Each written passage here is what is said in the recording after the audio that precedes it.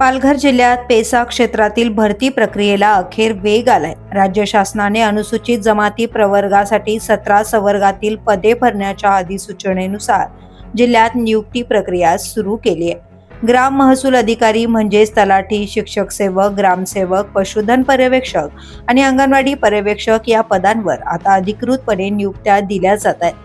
August 2019 आणि February 2023 मध्ये या संदर्भात अधिसूचना जारी करण्यात आल्या होत्या। 28 फेब्रुवारी 2023 रोजी शुद्धीपत्रही प्रसिद्ध करण्यात आले। या प्रक्रियेला आव्हान देणारी याचिका सर्वोच्च न्यायालयात दाखल झाली होती। दरम्यान 5 ऑक्टोबर 2024च्या सामान्य प्रशासन विभागाच्या शासन निर्णयानुसार संबंधित उमेदवारांना मानधन तत्वावर कार्यरत ठेवण्यात आले होते। आता 11 फेब्रुवारी 2026च्या शासन निर्णयानुसार आणि शिक्षण आयुक्त पुणे यांच्या 25 फेब्रुवारी 2026च्या पत्रानुसार पालघर जिल्ह्यातील शिक्षण विभागात रिक्त पदांच्या मर्यादित तब्बल 819 शिक्षक सेवकांना नियमित नियुक्ती आदेश देण्यात आले आहेत।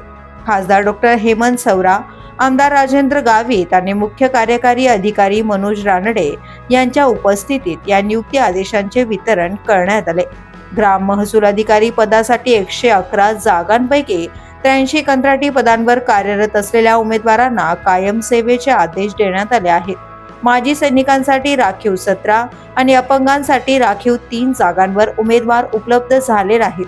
कंत्राटी पद्धतीने काम करण्यास नकार देणाऱ्या पात्र उमेदवारांनाही शासनाच्या निर्देशानुसार पुन्हा संधी देण्यात येणार असल्याची माहिती प्रशासनाकडून देण्यात आली आहे। मात्र या नव्या भरतीमुळे गेल्या काही महिन्यांपासून खडतर प्रवास करत मानधनावर काम करणाऱ्या बिगर पेसा कंत्राटी शिक्षकांच्या भवितव्यावर प्रश्नचिन्ह निर्माण झालं आहे।